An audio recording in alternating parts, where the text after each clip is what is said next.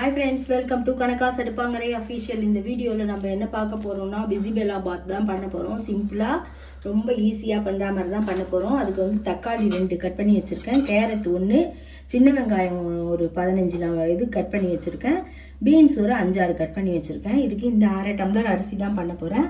அதே அளவு துவரம்பருப்பு எடுத்து வச்சுருக்கேன். இப்போ இது ரெண்டுத்தையும் ஒன்றா போட்டு வாஷ் பண்ணி எடுத்து வச்சுக்கலாம். அதுக்கு ஒரு ட்ரை மசாலா வறுத்து தேங்காய் போட்டு அரைச்சி வச்சுக்க போகிறோம். அது என்னன்றதை பார்க்கலாம். இப்போது இதில் வந்து வானல் அடுப்பில் போட்டுருக்கேன். அதில் 2 ஸ்பூன் அளவுக்கு தனியா போட்டுக்கலாம், 3 காஞ்ச மிளகாய், உங்களுக்கு காரம் ஏற்ப ஆமாம் உங்களுக்கு எவ்வளோ காரம் வேணுமோ அவ்வளோ போட்டுக்கோங்க. ஜீரகம் 1 ஸ்பூன் போட்டுக்கிறேன், கசகசா ஒரு 1/2 ஸ்பூன் போட்டுக்கிறேன். போட்டுக்கிட்டு கசகசா போட்டுக்கிட்டு இதில் 2 ஏலக்காய், 2 கிராம்பு, பட்டை துண்டு இந்த அளவுக்கு போட்டுக்கிறேன். போட்டு இதை நல்லா ட்ரையாக ரோஸ்ட் பண்ணிக்கலாம். இதில் வந்து காஷ்மீரி சில்லி வேணும்னா கலருக்காக நீங்கள் போட்டுக்கலாம். நான் ஆனால் காஷ்மீரி பவுடர் இருக்குது, அதுதான் போட்டுக்க போகிறேன். இப்போது இதை நம்ம ட்ரையாக வறுத்துக்கலாம். ரோஸ்ட் ஆகட்டும். இந்த சைடு வந்து நம்ம புளி ஊற போட்டுக்கலாம். புளி ஊற போட்டிருக்கேன், அரிசியும் பருப்பையும் களைஞ்சி எடுத்து வச்சுருக்கேன். இது கூட தேங்காயும் போட்டு ட்ரை ரோஸ்ட் பண்ணிக்கலாம். கொப்பரை இருந்தால் போட்டுக்கலாம், இல்லைன்னா சாதா தேங்காயே போட்டு நல்லா வறுத்துட்டோம்னா ஈரம் போக ரொம்ப வாசனையாக நல்லாயிருக்கும். இப்போது இது வறுபடட்டும், சிம்மில் தான் வச்சுருக்கேன். அதுக்குள்ளே நம்ம இப்போது இந்த அளவுக்கு நம்ம இது வறுபட்டுதுன்னா போதும். இதுலேயே நம்ம இப்போது திருகி வச்சுருக்க தேங்காயை போட்டுக்கலாம். தேங்காயை போட்டு தேங்காயில் இந்த தண்ணி இருக்கும்ல அது சுடுற அளவுக்கு வறுபட்டால் போதும். இதை கடைசியில் நம்ம அதுக்கப்புறம் ஜலம் ஊற்றி அரைச்சிக்கலாம். இப்போது இது வறுபடட்டும். அதுக்குள்ளே சாதத்தை குக்கரில் ஏற்றிடலாமா?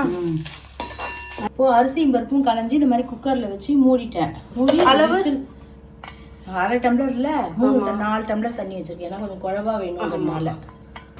இப்போது பிசிபெல்லாபாத் பண்ணுறதுக்கு அந்த குழம்பு பண்ணிக்கலாம். இப்போது ஒரு சட்டி காஞ்சிடுத்து. இப்போது எண்ணெய் குத்திக்கலாம்.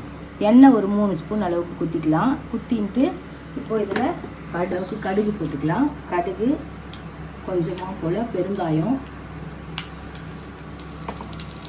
கடுகு வெடிக்கட்டும். கடுகு பெருங்காயம் நல்லா வெடிச்சிட்டு இப்போ அதுலேயே கருவேப்பிலை சேர்த்துக்கலாம். கருவேப்பிலை சேர்த்துட்டு அதுலேயே வெங்காயம், தக்காளி, இதில் குடமிளகா இருந்தால் கூட நீங்கள் போட்டுக்கலாம். குடமிளகா இல்லை என்கிட்ட, அதனால் நான் போட்டுக்கலாம். இதை நல்லா வதக்கிட்டு நம்ம இந்த காயையும் போட்டுக்கலாம். இதில் நான் வந்து இன்றைக்கி பீன்ஸும் கேரட்டும் தான் போட்டிருக்கேன். பீன்ஸு கேரட்டு போட்டு நல்லா இது வதங்கட்டும். அதுக்குள்ளே நம்ம இந்த இது பண்ணி வச்சோம்ல அதை அரைச்சிட்டு வந்துடலாம். இந்த பிசிபெல்லாபாத்துக்கு தேவையான அளவுக்கு உப்பு நான் இப்பயே சேர்த்துட்டுருவேன். அதனால தக்காளி வெங்காயம்லாம் நல்லா வதங்கும். சேர்த்துட்டு இது கூடயே மஞ்சள் பொடியும் சேர்த்துக்கிறேன். சேர்த்து இது நல்லா சிம்மில் வதங்கட்டும். அதுக்குள்ளே நான் அரைச்சி வந்துடுறேன். இப்போ மஞ்சள் பொடி 1 ஸ்பூன் போட்டிருக்கேன், பருப்பையும் போட்டு காஷ்மீரி பொடி. ஆமாம், நம்ம வந்து அதில் வந்து காஷ்மீரி சில்லி வைக்கலை, வச்சு அரைச்சோம்னா இதில் போட வேண்டாம். இப்போ நம்ம இதில் போடணும். இப்போ இது வந்து 1 ஸ்பூன் அளவுக்கு போட்டுக்கிறோம். கலருக்காக தான், இது காரம் இருக்காது, கலருக்காக தான். அவ்வளோதான், 1 ஸ்பூன் போட்டு இதை நல்லா இப்படி வதக்கிக்கலாம். வதங்கட்டும். நல்லா இந்த மாதிரி வதங்கினோடனே நம்ம இதுலேயே நம்ம ஒரு சின்ன நெல்லிக்காய் அளவுக்கு புளியை ஊற வச்சு கரைச்சி வச்சுருக்கேன். அந்த புளி ஜலத்தை இதில் ஊற்றிக்கலாம்.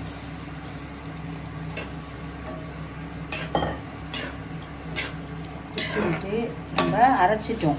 அந்த அரைச்ச மசாலாவையும் இதோ இருக்கு பாருங்கள், இந்த அரைச்ச மசாலாவையும் இதில் குத்தி எல்லாம் ஒன்றா கொதிக்கிட்டோம். கொதிச்சதுக்கப்புறம் சாதம் ஒன்று எடுத்து இதில் போட்டு கலந்துட்டோம்னா நம்மளோட சூப்பரான பிசிபெல்லாபாத் ரெடி ஆகிடும். இப்போ இதில் மிக்ஸி ஜாரில் கொஞ்சம் அளவு விட்டு அலம்பி கொட்டிக்கிறேன்.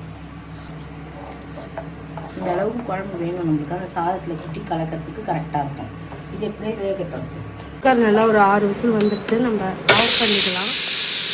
குழம்பும் நல்லா கொதிச்சிடுச்சு. இப்போ இதையும் நம்ம நல்லா ஆஃப் பண்ணிடலாம். குக்கர் ஸ்டீம் அடங்கினோடனே கொட்டி கலக்கும் போது பார்க்கலாம்.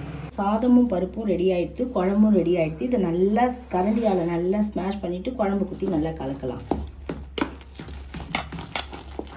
இப்போது நம்ம இதை வந்து சாதம் வந்து குழம்பு குத்தி கலர்னா அந்த பாத்திரம் போகாதுன்னு நான் பெருசாக குக்கரில் மாற்றிக்கிட்டேன். இப்போது நம்ம இதுலேயே குழம்பு குத்தி நல்லா கலந்துக்கலாம்.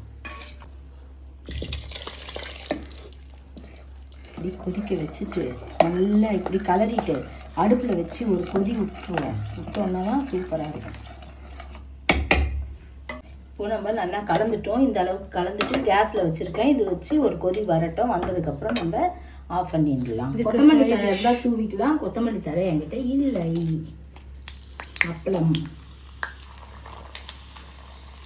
தொட்டுக்கிறதுக்கு அப்பளம், உருளைக்கிழங்கு கரமதி எது வேணாலும் பண்ணிக்கலாம். நான் இன்னைக்கு அப்பளம் தான் பொரிக்கிறேன். நல்லா கொதிச்சுட்டு இப்போ ஆஃப் பண்ணிக்கலாம். அவ்வளோதான், நம்மளோட பிசிபெல்லா பாத் ரெடி. அதில் பிசிபெல்லா பாத். ஓகே, பாய்மா. பாய்.